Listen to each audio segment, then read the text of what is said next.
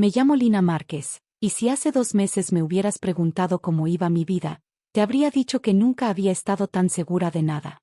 Tenía un trabajo estable, amigas leales, y un compromiso que todos en mi círculo describían como perfecto. Yo también lo creía. De verdad lo creía. Mi boda con Damián estaba programada para dentro de 3 semanas, y mi vida giraba alrededor de eso. Pruebas del vestido, pagos finales, visitas al florista, llamadas con la coordinadora del lugar. Era agotador, pero cada vez que veía su sonrisa y me hablaba de nuestro futuro, sentía que valía la pena. La noche en que todo comenzó a romperse, yo solo quería música. Estábamos en mi departamento celebrando mi despedida de soltera, nada escandaloso, nada de barras o disfraces ridículos. Solo mis mejores amigas, pizza de masa gruesa, risas que hacían eco contra las paredes y un par de botellas de vino demasiado dulces. Damián tenía su propia despedida esa misma noche con sus amigos. Todo iba exactamente como debía ir. A eso de las 11:20, mi amiga Rocío fue a buscar mi tablet para poner una playlist. No sé por qué agarró la laptop de Damián, la que él había dejado sobre la mesa del comedor antes de irse. Creo que vio el icono de Spotify abierto en la barra y pensó que sería más rápido. Yo estaba limpiando un derrame de vino cuando la escuché decir mi nombre con esa voz que uno solo usa cuando algo está muy mal. Lina, ven acá un segundo. Se me heló la espalda. Pensé que había encontrado, no sé, un video extraño, fotos del trabajo, algo vergonzoso. Lo que fuera, nada podía prepararme para lo que realmente me esperaba. Cuando me acerqué, Rocío tenía la cara rígida, como si la hubieran golpeado. Su mano temblaba mientras sostenía la laptop. La pantalla mostraba un sitio que jamás en mi vida había visto, un foro oscuro, lleno de hilos con títulos agresivos escritos en mayúsculas, memes misóginos y conversaciones que parecían sacadas de un rincón podrido del Internet que yo no sabía que existía. Y allí, entre todos esos nombres de usuario grotescos, estaba el de Damián. No un comentario aislado. No una cita fuera de contexto. Un historial. 8 meses de publicaciones. 8 meses de conversaciones con hombres que parecían competir por quién podía ser más cruel con las mujeres. 8 meses de aportes, participaciones, bromas internas. Rocío no dijo nada. Solo me miraba como esperando mi reacción. Cuando entendí que ese nombre de usuario era el suyo, una combinación de sus iniciales y el número de la casa donde creció, sentí que la sangre me abandonaba. Me senté de golpe en la silla frente a la mesa como si mis piernas hubieran decidido dejar de sostenerme. ¿Qué es esto?, susurré, aunque ya sabía que la respuesta era horrible. Rocío bajó los ojos. Solo lee. El hilo más reciente estaba fijado arriba, como una especie de proyecto estrella. Era un plan. Un plan meticuloso. Un plan que tenía mi nombre. El título decía: El último desafío, rechazar a tu prometida en el altar. Puntos extras si la familia está presente. Leí eso 3 veces, creyendo que estaba interpretándolo mal. Que no podía estar diciendo lo que parecía decir. Pero sí. Damián había estado discutiendo con esos tipos cómo humillarme públicamente en nuestra boda. No porque me odiara. No porque quisiera terminar la relación. No. Porque en ese foro lo celebraban. Porque lo consideraban una especie de rito de paso. Porque era un acto de poder en su imaginario retorcido. Porque le habían dicho que ganaría respeto, puntos, ranking. Y él lo había aceptado. Había borradores de frases para decirme frente a todos. Consejos sobre el tono de voz. Sugerencias cinematográficas, como esperar a que yo dijera mis votos antes de negarse. Algunos miembros ofrecían grabarlo desde distintos ángulos. Uno incluso dijo: si lloras, es bonus. Hazla llorar. Leí párrafos enteros donde él describía nuestra relación como una inversión, donde hablaba de nuestras fotos íntimas con un lenguaje que me revolvió el estómago, donde mencionaba inseguridades que yo le había confesado en confianza. Cada palabra me hacía sentir menos humana. En algún punto dejé de respirar. No sé por cuánto. El ruido del resto de la fiesta llegaba amortiguado, como si yo estuviera bajo el agua. Mis amigas reían en la sala, ajenas a que mi mundo se estaba derrumbando en una pestaña del navegador. Rocío se sentó a mi lado y me tomó la mano. Yo no lloraba. No podía. Estaba tan choqueada que sentía que mi cuerpo no era mío. Pasé 2 horas leyendo todo. Cada hilo. Cada comentario. Cada instrucción. Cuando terminé, las manos me dolían de tanto apretar los puños. Las últimas invitadas se fueron pasadas las 3 de la mañana. Yo me encerré en el baño y vomité 2 veces. Quería arrancarme la piel. Quería gritar. Pero nada salía. Solo una sensación de traición tan grande que parecía llenar todo el aire. Rocío se quedó conmigo toda la noche. Leyó conmigo. Confirmó que no estaba loca, que aquello era real. En algún momento, cuando el cielo empezaba a aclararse, dije en voz baja. Él planeaba destruirme. Rocío apretó mis dedos. Y ahora tú vas a destruir su plan. El sol apenas empezaba a filtrarse por las cortinas cuando escuché la llave girar en la puerta principal. Tuve, como mucho, 30 segundos para fingir que no estaba rota por dentro. Rocío escondió la laptop de Damián debajo del sillón con movimientos rápidos, casi instintivos.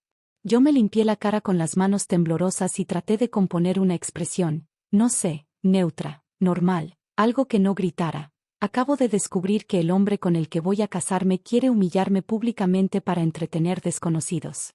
Pero mis ojos ardían y mis uñas estaban marcadas en mis palmas por la forma en que me las había clavado mientras leía esa basura toda la noche. La puerta se abrió. Damián entró con paso ligero, oliendo a cerveza, humo de cigarro y euforia masculina. Buenas, amor, dijo con una sonrisa tonta y resplandeciente. No sabes la noche que tuve. Su tono era el de alguien completamente despreocupado, feliz, con resaca leve y corazón liviano. Mi corazón, en cambio, parecía hecho de piedra. No había nada en su rostro, nada en su postura, nada en su voz, que revelara el monstruo que había leído la noche anterior. Y eso fue lo que más miedo me dio. ¿Y tu despedida? Preguntó mientras dejaba sus llaves en la mesa y se acercaba para besarme. Yo retrocedí medio paso. Fue mínimo, casi imperceptible, pero él lo notó. O quizá al menos lo sintió. ¿Todo bien? Frunció el ceño. Tenía que actuar. Tenía que convertirme en actriz en mi propia vida. Dolor de cabeza, mentí. Mucho vino. No dormí bien. Lo dijo mi boca, pero no lo dije yo. Yo estaba en algún lugar detrás de la mentira, mirando todo como si no fuera real.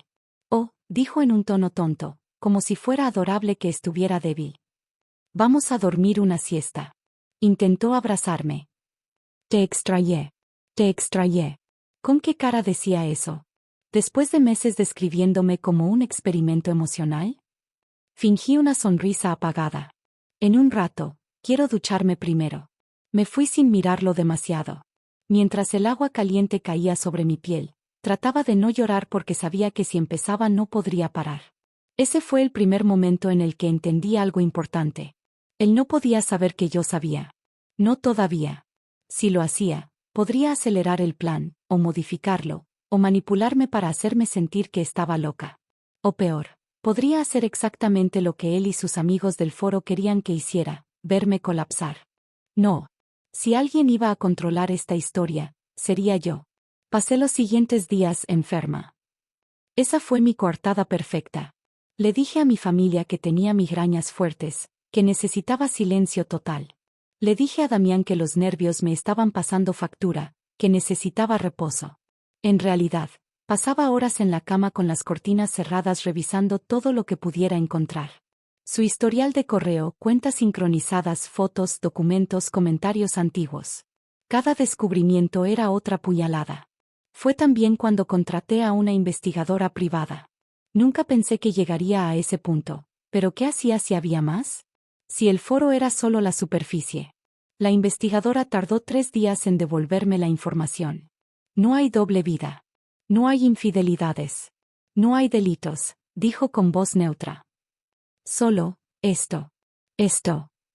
Como si esto fuera una categoría reconocida en su profesión. No lo era. Era peor. Era maldad por entretenimiento. Colgué y me recosté en la oscuridad del dormitorio preguntándome en qué momento había perdido de vista quién era ese hombre. Mientras investigaba, mientras planeaba, mientras mi mente trataba de no incendiarse cada vez que él me decía te amo, seguí siendo su prometida. La prometida feliz. La novia ansiosa por casarse. El personaje que él esperaba ver. Iba a las citas de la boda. Revisaba las flores. Probaba el menú. Lo abrazaba. Sonreía. Por dentro, Estaba reescribiendo mi vida desde cero. Las cosas que antes habían sido normales, como que él me pasara un brazo por la cintura, que me besara la frente, que hablara sobre el honeymoon, ahora me hacían sentir como si estuviera metida en la boca de un depredador que no sabía que yo había visto sus dientes. Durante las noches fingidas, cuando él dormía profundamente a mi lado, yo no podía cerrar los ojos. Me acostaba mirando el techo y repitiéndome: no vas a dejar que te destruya. No vas a hacer una historia para su foro. No vas a permitir que tu boda sea el escenario de tu humillación. La determinación era lo único que me mantenía en pie. Al octavo día, cuando ya no me quedaban lágrimas y en su lugar había una especie de frío glacial en mi pecho, hice mi primer movimiento estratégico. Escribí un mensaje. No a Damián. No todavía. A Leo, uno de sus mejores amigos y uno de los padrinos de la boda. El mismo que en el foro había sugerido que alguien grabara mi reacción en alta calidad. El mensaje decía: ¿nos tomamos un café? Quiero coordinar detalles del gran día. Se tragó la trampa sin pensarlo. Iba a ser la primera ficha de dominó en caer. El café donde cité a Leo era uno de esos lugares minimalistas que él odiaba. Demasiado blanco, demasiado silencioso, demasiado caro. Sabía que si lo hacía sentir fuera de su elemento, estaría más nervioso. No falló. Llegó 10 minutos tarde, mirando alrededor como si estuviera entrando a una reunión de trabajo para la cual no estaba preparado. Llevaba una camisa mal planchada y un sudor frío que no tenía que ver con el clima. Cuando me vio, sonrió. Una sonrisa tensa. Falsa. Cómplice, casi. Lina, dijo con entusiasmo exagerado. ¿Lista para la cuenta regresiva? 3 semanas. ¿Eh? No puedo creerlo. Yo ya no era la Lina que él creía conocer. Pero me senté con postura relajada para que él bajara la guardia. Conversé 4 minutos exactos sobre banalidades: el menú, los centros de mesa, la entrada musical. Lo suficiente para que se sintiera cómodo, hasta que saqué mi teléfono y abrí la captura de pantalla que ya conocía de memoria. La coloqué frente a él sin una palabra. Vi cómo la sangre abandonaba su rostro. Primero parpadeó. Luego tragó saliva. Después miró alrededor del café como buscando una salida de emergencia o una ayuda divina. Finalmente, hizo lo que esperaba. Negó. Lina, eso no, balbuceó. Eso es solo charla de internet. Nada serio. Ya sabes cómo son los foros. Enséñame, dije calmada, la parte donde intentaste detenerlo. Él abrió la boca, pero no salió sonido. O la parte donde le dijiste que estaba loco. O la parte donde dijiste no seas cruel. No, susurró. Es que no es tan simple. Ah, sonreí sin humor. Entonces sí lo dijiste. Porque aquí, deslicé el dedo por la pantalla, puedes ver el comentario donde llamas épico el plan para dejarme en el altar. Y aquí, otra captura, la parte donde sugieres que alguien me grabe llorando, para el archivo. Su mandíbula tembló. Leo no era un monstruo. Era peor, era un cobarde. Y los cobardes son fáciles de romper. No pensé, que, intentó. Leo, interrumpí, inclinándome hacia él. Estás fuera de la boda. Desde ahora. Y no le dirás nada a Damián de esta reunión. Si lo haces, enviaré estos comentarios. Toqué mi teléfono, a tu esposa, a tus padres y a tu jefe. Lo vi desmoronarse como un muñeco de papel mojado. Sintió miedo. Y aunque no suelo disfrutar del miedo ajeno, ese día, lo hice. ¿Estamos claros? Pregunté. Asintió. Ni siquiera intentó negociar. Apenas podía sostener el vaso de café. Salí del lugar sin mirar atrás. Una ficha de dominó acababa de caer. 2 días después repetí el proceso. Mismo café. Distinta víctima. Esta vez era Mauricio, más impulsivo, más arrogante, más idiota. Ese sí llegó creyendo que venía a ayudar a la futura novia nerviosa con detalles.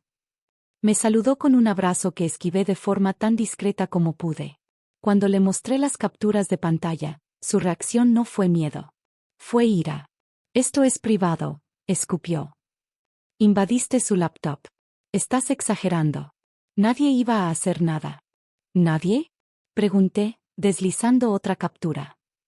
¿Aquí donde propones tirarme encima una bebida para avivar el caos? ¿O aquí donde celebras el plan y dices que sería legendario? Sus pupilas se dilataron. No esperaba que tuviera evidencia tan ordenada, tan contundente, tan imposible de negar. Yo, estaba pasando, por un mal momento, intentó. Mi divorcio. No estaba bien. Fue catarsis, nada más. No, dije firme. Fue crueldad. Y tú apoyaste activamente un plan para destruirme en público. Él no lloró como Leo. Pero algo en su rostro se quebró. La arrogancia se evaporó dejando solo vergüenza, aunque no la suficiente para hacerme sentir compasión. Estás fuera de la boda, dije, la misma frase, el mismo tono, la misma sentencia.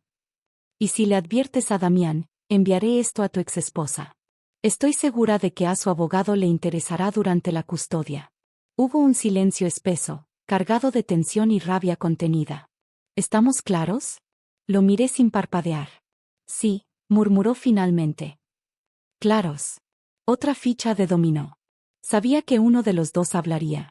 Era cuestión de tiempo. Y así fue. Leo, el cobarde, no pudo controlar su ansiedad y mandó un mensaje a Damián. ¿Todo bien con Lina? Anda rara. ¿Pelearon? Solo pregunto por si hay que reagendar cosas del ensayo. No le dijo nada específico. Pero sembró sospechas. Damián llegó esa noche con flores. Las mismas que solo recordaba comprar cuando yo insistía. Cocinó pasta. Me miraba de reojo cada 3 minutos. ¿Está todo bien? Preguntó con voz suave, casi amorosa. Te noto distante último tiempo. Nervios, contesté. ¿Nervios de casarte? Nervios de todo. Me acarició la espalda. Y yo tuve que contener un reflejo casi físico de asco. Él intentaba reconectar. No por amor. Por territorio. Por control. Yo asentí, sonreí, dije las palabras apropiadas, todo mientras mi mente fabricaba el plan final. Sabía que el momento de actuar se acercaba. Y que cuando lo hiciera, ya no habría vuelta atrás.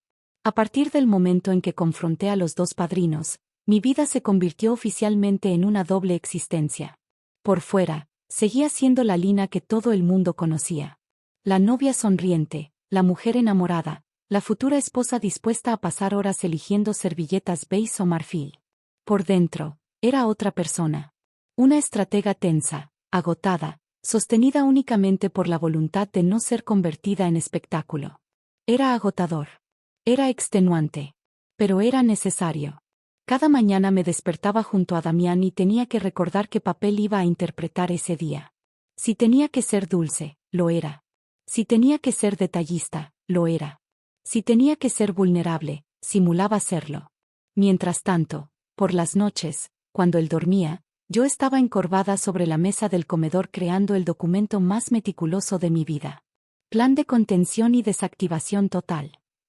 No lo llamé así por drama. Lo llamé así porque necesitaba sentir que esa operación era algo técnico, frío, quirúrgico. Tenía secciones. Cancelaciones necesarias, riesgos legales, lista de invitados y posibles aliados, mensaje final, borradores múltiples, evidencia organizada por tipo, fecha y captura, acciones inmediatas posteriores a la revelación. Cuanto más avanzaba, menos lloraba. La tristeza mutó en foco. Y el foco se volvió un arma. El evento lo organizó la madre de Damián. Un almuerzo grande, elegante, sobrio, lleno de mujeres de su familia, amigas de la familia, colegas, todas reunidas para celebrar una unión que yo ya sabía que no iba a suceder. Recuerdo entrar al salón y sentir el olor del pan recién horneado, las mesas perfectamente adornadas, los globos metálicos dorados con la palabra Bride, y por un segundo pensé que iba a desmayarme. Pero actué. Me senté en la mesa principal. Sonreí a cada cumplido. Abracé a cada tía emocionada. Escuché discursos largos sobre cómo él siempre fue tan dulce, y qué suerte que se encontraron y ya era hora de que sentara cabeza. Cuando su madre me tomó las manos con lágrimas en los ojos y dijo: Lina, al fin lo veo feliz. Tú lo hiciste mejor persona. Sentí que mi respiración se detenía. Ella no sabía nada. No tenía cómo saber. Pero esas palabras dolieron como si fueran cuchillas. Yo no respondí con la verdad. Respondí con una sonrisa perfecta. Esa misma tarde, mientras las demás abrían regalos que jamás usaría, pensé por primera vez en un concepto muy simple. Mi boda estaba muerta. Solo quedaba enterrarla. La boutique estaba llena de aroma a flores blancas y tela nueva. La modista me ayudó a subir a la plataforma. El vestido que tanto había esperado estaba colgado, brillante, hermoso, puro, como una ilusión. Cuando me lo puso, sentí el peso de la seda en los hombros y las lágrimas amenazaron subir. Pero no eran lágrimas de emoción. Eran lágrimas de duelo. En el espejo, una novia perfecta me miraba. La versión de mí que hubiera existido si él no hubiera entrado a ese foro. Si él no hubiera decidido hacerme daño. Si el mundo fuera un lugar más justo. La dueña de la boutique juntó las manos y dijo: «Wow, Lina, vas a dejar a todos sin aliento». Y pensé: sí, pero no por el motivo que imaginas. Mientras ella ajustaba los últimos detalles, yo hacía cálculos mentales. ¿Podría revender el vestido? ¿Cuánto perdería? ¿Valía la pena intentarlo? El dolor no era por el vestido. Era por la vida que había planeado con tanto amor. Pero la vida ya había cambiado. Me paré derecha, respiré hondo y dije: está perfecto. Fingí para ellas. Fingí para la foto. Fingí para el recuerdo que sabían que querían guardar. Pero yo ya estaba del otro lado. La cena fue en un restaurante italiano caro, con luz tenue y servilletas dobladas con más dedicación que la mayoría de los matrimonios reales. Ambas familias estaban presentes. El ambiente era cálido, alegre, lleno de chistes y recuerdos. En un mundo paralelo, yo habría estado feliz. En este, solo estaba observando, registrando, despidiéndome mentalmente. El padre de Damián dio un brindis sobre lo orgulloso que estaba de su hijo. Mi padre habló sobre lo tranquilo que estaba sabiendo que me casaría con un hombre responsable. Yo asentía, sonreía y respondía cuando tocaba. Pero el momento más surrealista llegó cuando Damián se puso de pie. «A mi futura esposa», dijo levantando una copa de prosecco. «La mujer más valiosa que he conocido. La que me enseñó lo que significa amar de verdad». Un murmullo de ternura recorrió la mesa. Su madre lloró. Mi hermana suspiró. Todos sonrieron. Yo sentí que me ardía la piel. Él hablaba de amor mientras tenía un plan detallado para humillarme frente a las mismas personas que ahora lo aplaudían. «No puedo esperar a casarme contigo, Lina», continuó. «A despertar contigo cada día. A construir una vida juntos». Bajé mi copa. Sonreí. Tomé un sorbo. Sabía que esa era la última vez que él tendría un público que lo celebrara. Sabía que en 14 días, esa misma audiencia leería la verdad. Pero también sabía que mi momento todavía no había llegado. Había un último tramo que debía atravesar. Las últimas 2 semanas. Esa noche, mi amiga Rocío se quedó conmigo. Dormía en el sillón casi todas las noches desde que comenzamos a planear mi salida de esa relación. Sabía que yo no podía estar sola en ese estado. Cuando las luces estaban apagadas y solo se escuchaba el ruido lejano del tráfico nocturno, susurré: «Estoy cansada. No sé cuánto más puedo fingir». Ella se sentó, tomó mi mano y dijo: «2 semanas más. Solo 2. Y se acabó. 2 semanas. Ese era mi límite. El punto de no retorno». Esa fue la noche en que tomé la decisión definitiva. No iba a esperar a que él me destruyera. Yo iba a destruir su historia antes de que pudiera nacer. Y por primera vez, dormí un poco. La mañana después de la cena de ensayo fue extrañamente tranquila. Demasiado tranquila. El tipo de calma que precede a los terremotos, donde cada sonido parece más nítido y el aire está cargado de electricidad invisible. Desperté antes que Damián. Él dormía boca arriba, respiración profunda, completamente ajeno al hecho de que yo ya no era su prometida. Era la mujer que estaba a punto de desmantelar su plan y su reputación en un solo movimiento. Me quedé observándolo unos segundos, no por amor, sino para comprenderlo. Su rostro relajado no mostraba ni una sombra del hombre que había escrito que yo sería su trofeo final. La ironía era casi poética. A partir de ese día comencé a vivir como si fuese una espía infiltrada en su propia vida. Tenía que fingir cada gesto. Cada te amo automático, cada sonrisa, cada mensaje compartido en el grupo de preparación de la boda, cada pequeña muestra de cariño que él esperaba sin saber que yo estaba vacía. Había pasado del dolor a la estrategia. Del llanto a la precisión. Del amor a la supervivencia. Y la supervivencia necesitaba logística. Durante años habíamos construido una vida juntos, mezclado nuestras cosas, asociado cuentas, creado planes compartidos. Eso jugaba a su favor, si yo no actuaba rápido. Empecé recuperando documentos. Mi pasaporte. Mi partida de nacimiento. Contratos laborales. Joyas heredadas. Recibos de compras previas a nuestra relación. Guardé todo secretamente en una maleta pequeña que dejé en casa de Rocío, la cual ya se había convertido en mi refugio clandestino. Después vino lo más delicado, el dinero. Habíamos ahorrado juntos para un futuro que ya no iba a suceder. La mitad me correspondía legalmente. Pero sacarla sin levantar sospechas requería cuidado quirúrgico. Al quinto día recibí confirmación de mi abogada. Podía retirar el 50% sin que él pudiera acusarme de robo mientras hubiera registros claros. Así que lo hice. No por venganza. Por seguridad. Traspasé. La mitad del fondo para el pago inicial de la casa, la mitad del ahorro para emergencias, la mitad del dinero reservado para la luna de miel. Todo documentado. Todo limpio. Todo irreversible. Dejé exactamente la mitad para él, hasta el último centavo. Porque no quería darle armas legales. Solo quería quitarle las armas que ya tenía. El mensaje. Ese que enviaría a más de 200 personas, familia, amigos, colegas, proveedores, compañeros de trabajo, conocidos lejanos. Ese mensaje era mi única voz. Tenía que ser perfecto.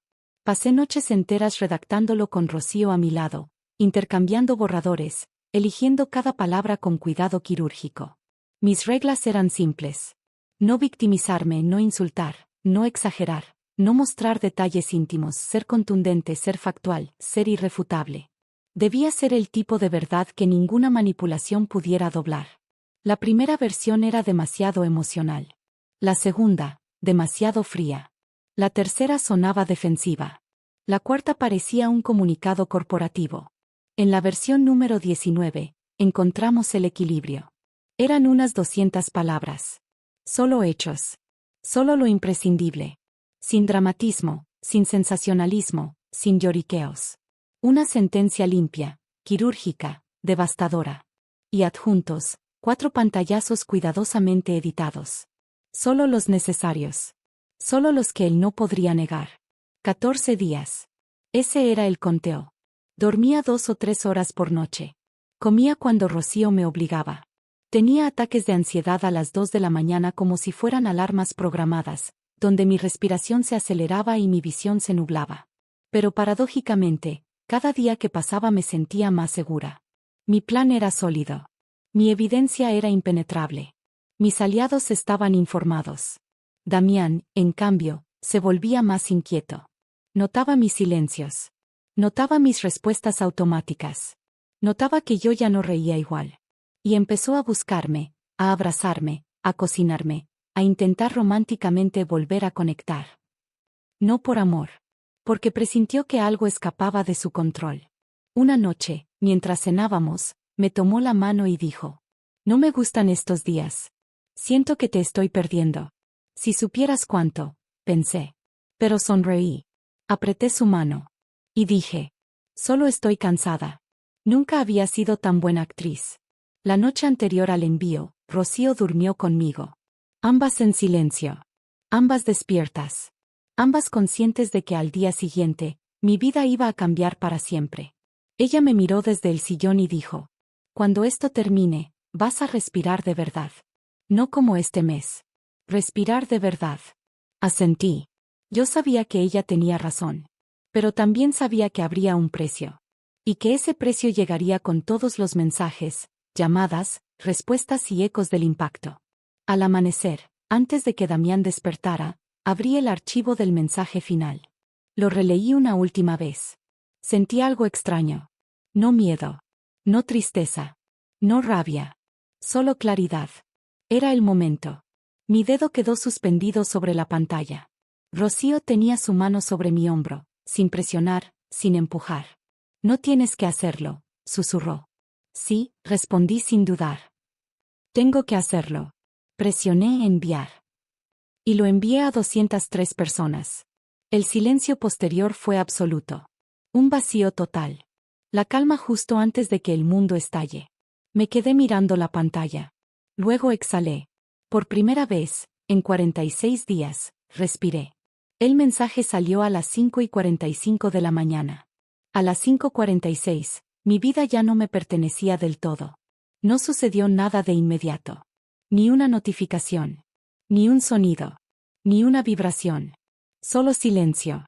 Me quedé sentada en el borde de la cama con el teléfono entre las manos, observando la pantalla como si fuera a explotar en cualquier momento. Rocío caminaba de un lado al otro del departamento, respirando profundo, preparándose para lo inevitable. Y entonces, a las 6:03, llegó la primera reacción. Era mi madre.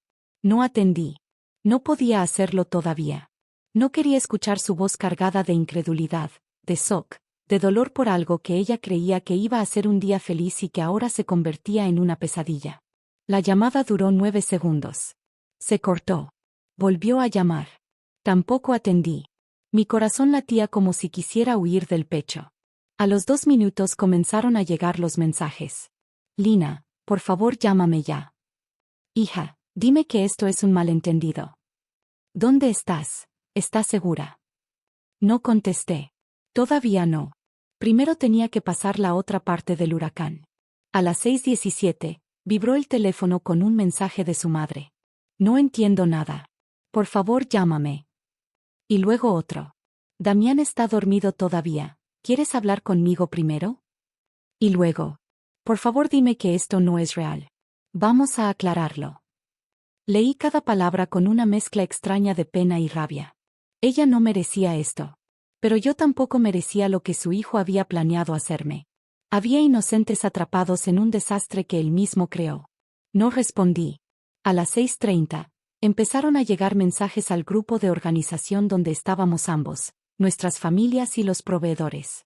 La primera fue la coordinadora. Siguen adelante, ¿esto es oficial? Después su tío. Damián, responde, ¿qué es esto? Mi hermana. ¿Estás bien? ¿Estás segura? Llamando, por favor contesta. La parte más surrealista fue ver cómo la gente empezaba a abandonar el grupo uno por uno. Sonaba un fulano salió del grupo cada 10 segundos. Era como ver la estructura de la boda derrumbarse en tiempo real. Y en cierto modo, era hermoso. Un derrumbe necesario. A las 6:41, el teléfono vibró con su nombre por primera vez. No contesté. No tenía nada más que decirle que no estuviera ya en el mensaje. Volvió a llamar. Y otra vez. Y otra. Y otra. A los 10 minutos tenía 17 llamadas perdidas de él. A los 15, 23. A los 30, 34. Y entonces empezaron los mensajes. Lina, ¿qué es esto? Necesitamos hablar ya. Llama. Esto no es lo que parece. Por favor. No hagas esto, por favor. Podemos arreglarlo. Llámame. Luego llegó el clásico. Alguien te está manipulando. Hablemos. Ahí supe que estaba entrando en pánico. Y luego, cuando vio que yo no respondía, llegó el mensaje que reveló su verdadera cara. No puedes simplemente destruirme así. Esto es tu culpa. Rocío soltó una carcajada amarga cuando lo leyó por encima de mi hombro. Ahí lo tienes, dijo. El verdadero Damián. A las 7:25, su madre me llamó 5 veces seguidas. No atendí ninguna. A las 7:40, su padre me mandó un mensaje directo. Estoy leyendo tus pruebas. Si son reales, tienes todo mi apoyo. Ese mensaje me hizo temblar. No esperaba apoyo de alguien de su familia, y menos tan temprano. A las 8:02, otro mensaje apareció en mi pantalla. Confirmado.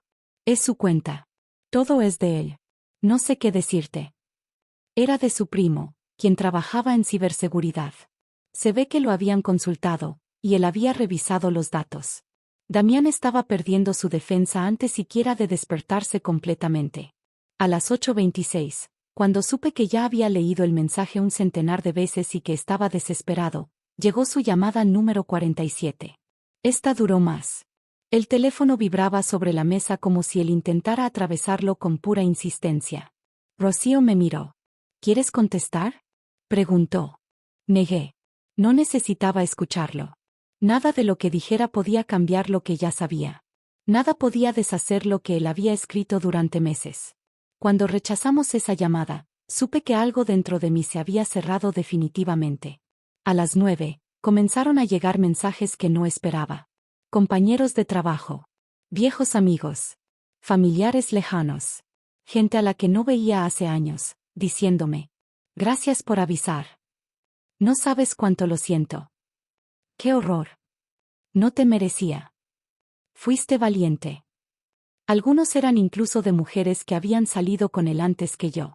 Y esas mujeres compartieron historias que explicaban cosas que yo nunca había entendido del todo. Cada mensaje era como una pieza nueva encajando en el rompecabezas. Cada pieza mostraba que yo había estado viviendo con un hombre que nunca existió realmente. Un personaje. Una actuación. La única actuación verdadera ahora, era la mía.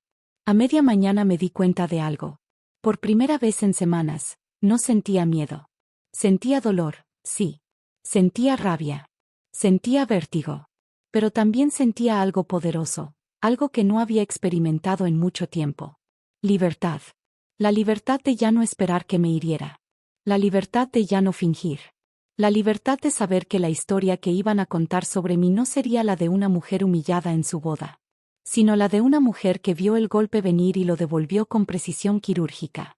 Ese pensamiento me sostuvo. Y mientras el teléfono seguía vibrando sin descanso, cerré los ojos y respiré. El mundo seguía estallando a mi alrededor. Pero yo, por fin estaba quieta.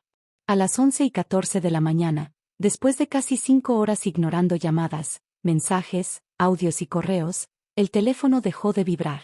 No porque hubiera paz, sino porque él estaba en camino. Rocío lo vio primero desde la ventana del departamento. Viene subiendo, dijo con la voz en alerta. Lina, ¿estás lista? No lo estaba. Nadie está lista para ver la cara del hombre que planeó destruirte, cuando descubre que lo destruiste tú primero. Pero me levanté. Respiré. Y asentí. Golpeó 3 veces. No suaves. No fuertes.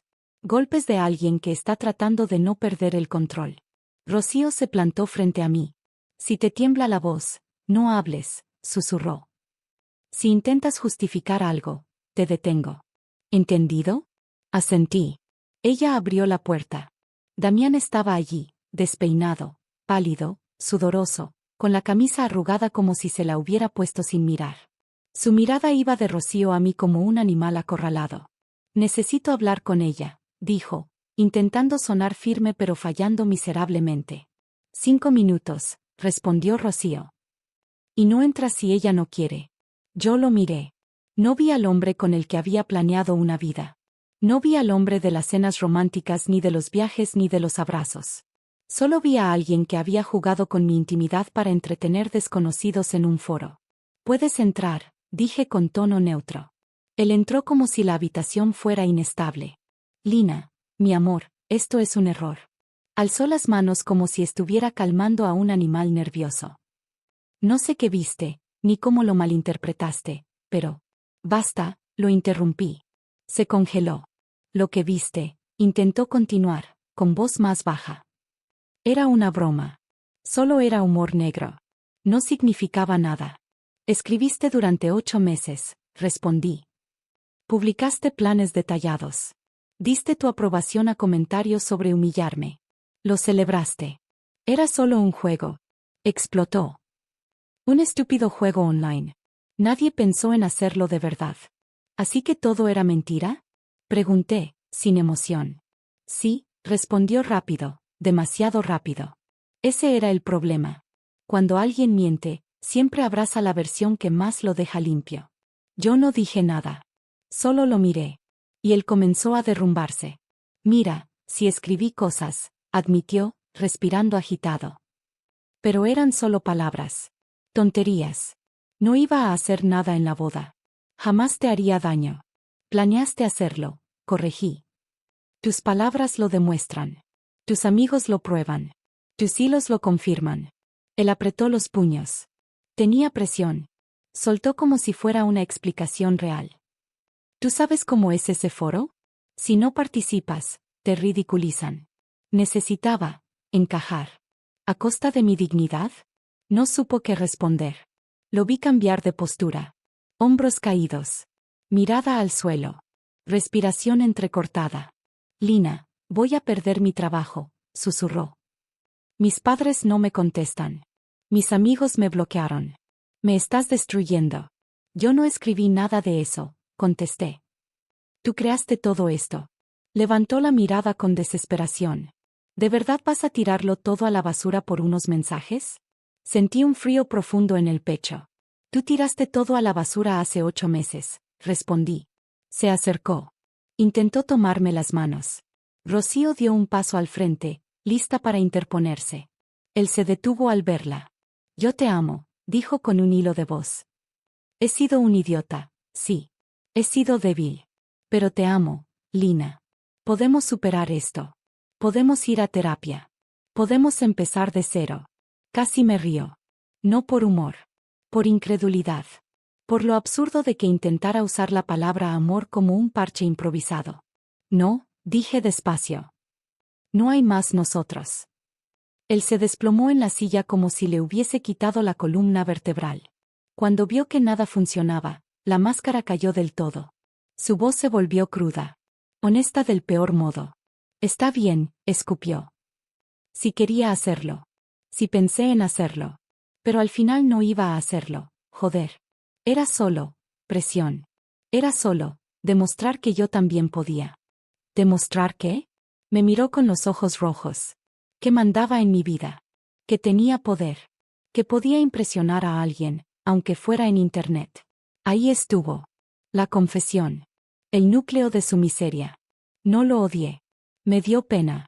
Una pena profunda y triste por alguien tan vacío que necesitaba la aprobación de desconocidos para sentir control.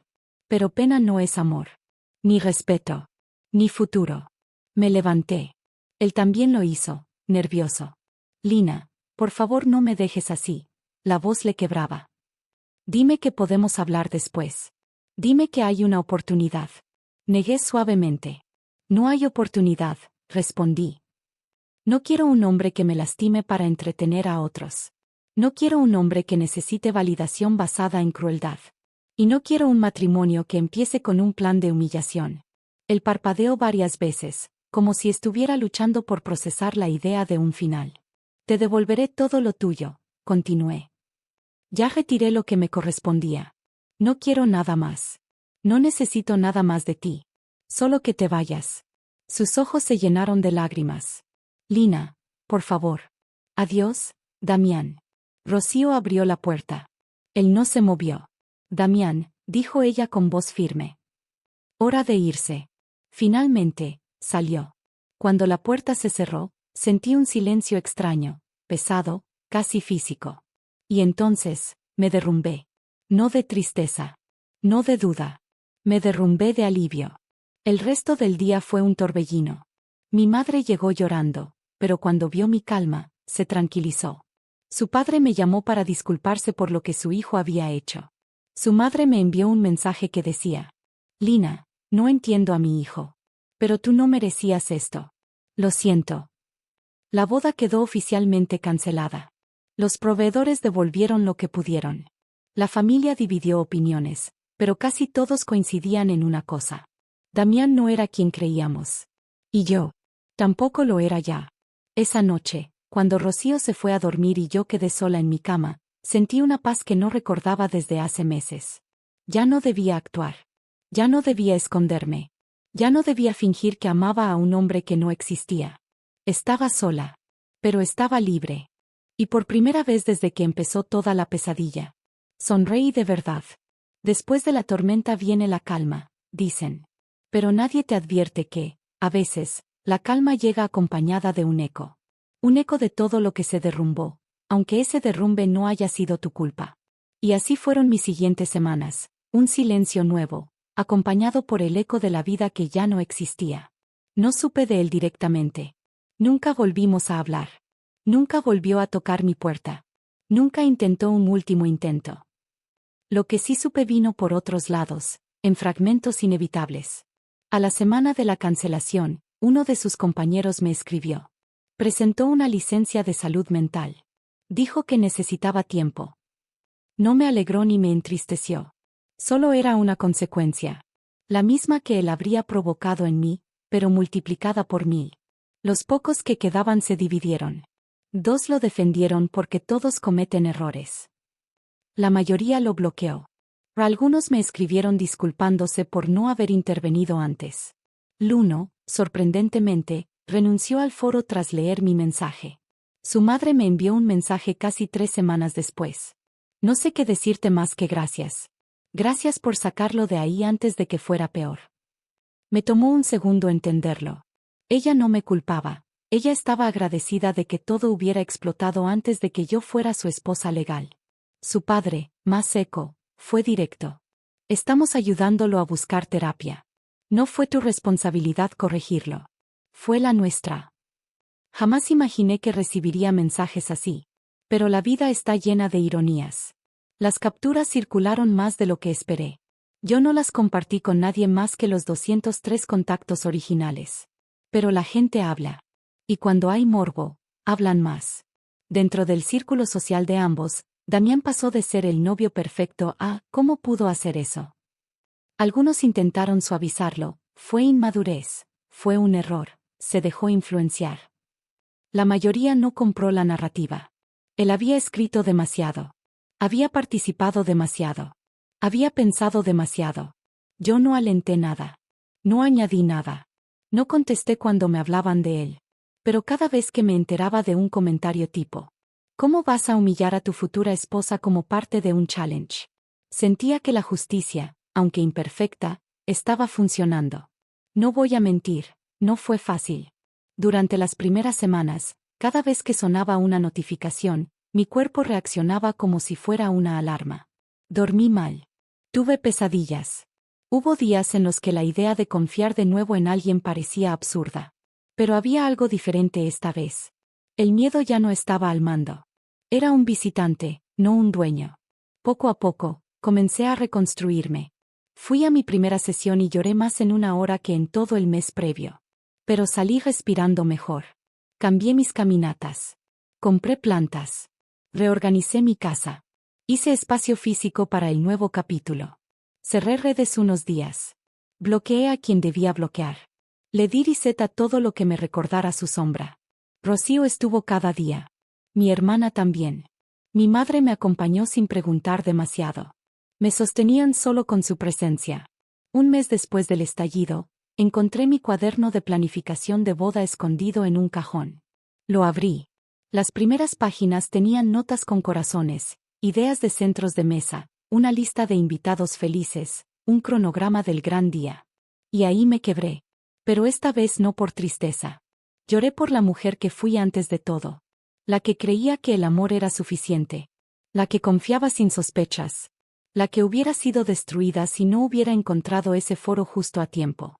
Me miré al espejo y me dije algo que antes nunca me habría permitido. Sobreviviste a lo que iba a matarte emocionalmente. Y lo hiciste sola. Ese fue el cierre. Mi cierre. El verdadero.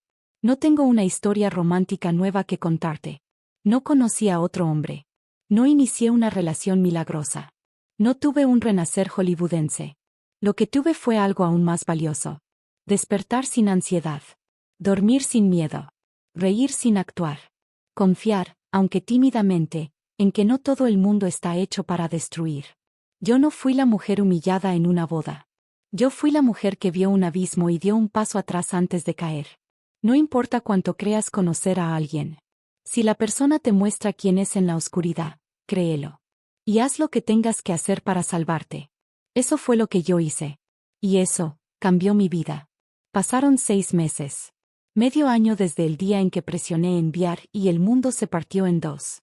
6 meses desde que mi vida dejó de girar alrededor de un hombre y empezó a girar alrededor de mí.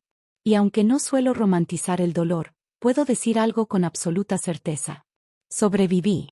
Y algo nuevo creció donde antes solo había ruinas. Las primeras semanas después del estallido fueron turbulentas.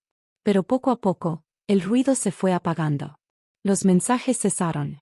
Las llamadas desaparecieron. Las opiniones ajenas se desvanecieron. Un día, sin darme cuenta, me descubrí haciendo algo simple. Respirando sin peso. No era una respiración de alivio. Ni de victoria. Era una respiración natural, tranquila, orgánica. La clase de respiración que uno tiene cuando deja de vivir en modo supervivencia. No reconstruí mi vida de golpe. La construí de a pedacitos. Empecé a caminar por lugares que nunca había transitado. A veces bajo el sol. A veces bajo la lluvia. Sin auriculares. Solo escuchando mis pasos. Me di cuenta de que había vivido años huyendo del silencio. Ahora era mi refugio. Hice algo que jamás pensé que sería capaz de hacer. Reservé un fin de semana lejos, completamente sola. Dormí con una ventana abierta y me desperté con el sonido de pájaros y no de ansiedad. La primera vez que me reí de verdad, Rocío me miró como si hubiera presenciado un milagro. Ahí estás, dijo. Te extrañaba. No voy a mentir, Damián todavía aparece en mis pensamientos de vez en cuando. No como herida.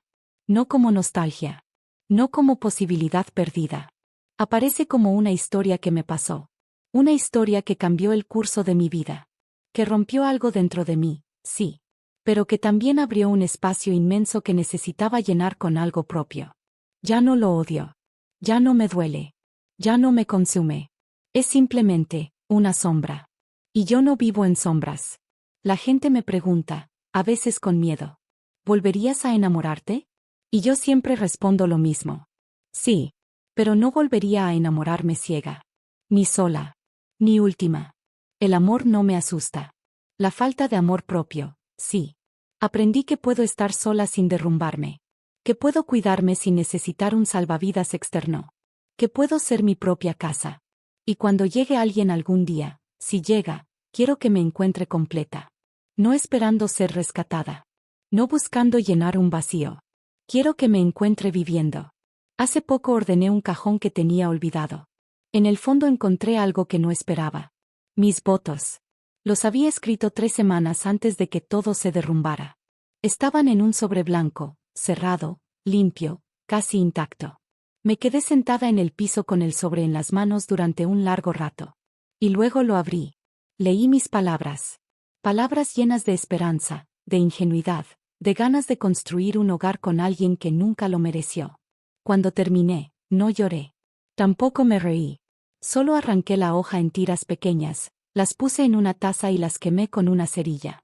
Vi cómo se convertían en cenizas. Cómo se volvían polvo.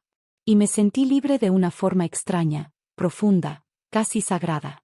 No porque quisiera olvidar, sino porque había terminado por completo. No tengo un final cinematográfico. No conocí al amor de mi vida en un aeropuerto.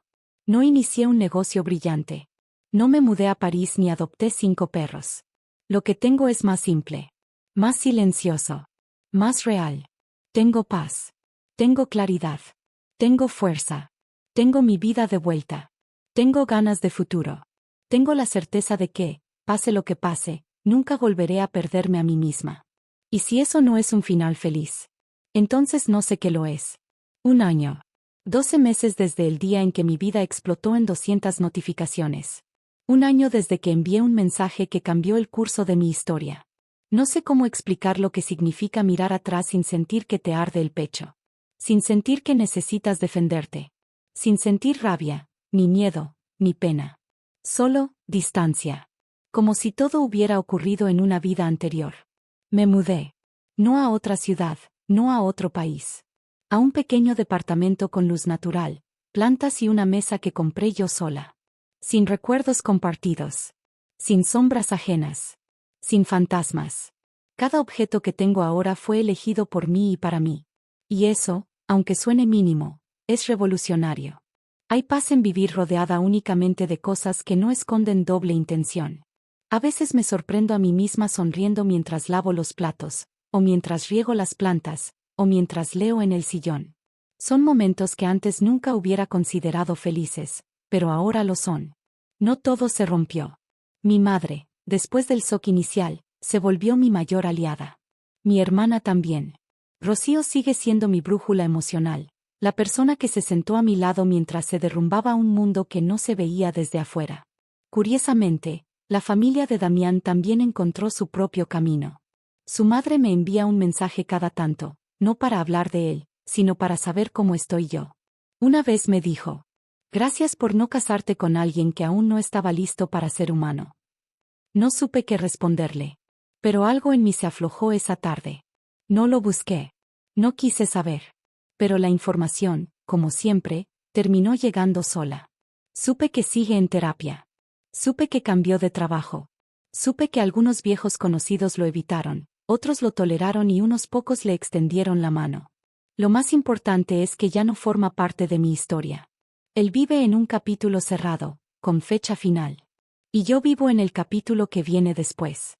Durante meses pensé que nunca más iba a poder confiar, ni abrirme, ni arriesgarme otra vez.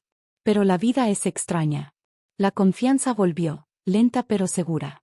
No en forma de romance, sino en forma de seguridad interna. La primera vez que alguien me invitó a salir, me temblaron las manos. No por él. Por mí. Me di cuenta de que esta vez no tenía prisa. No necesitaba validación. No necesitaba demostrar nada. No necesitaba llenar ningún vacío. Esto es lo que cambió. Ahora necesito hechos. Hechos, no promesas. Ni rescatar a nadie. Ni ser rescatada. Busco claridad. Paz. Honestidad. La soledad dejó de ser una amenaza. Ahora es un lugar seguro. Cuando llegue algo, si llega, quiero que llegue limpio. Quiero que llegue sano. Quiero que llegue sin teatro. Hay una frase que escuché en terapia y que nunca olvidé. Sobrevivir te deja exhausta.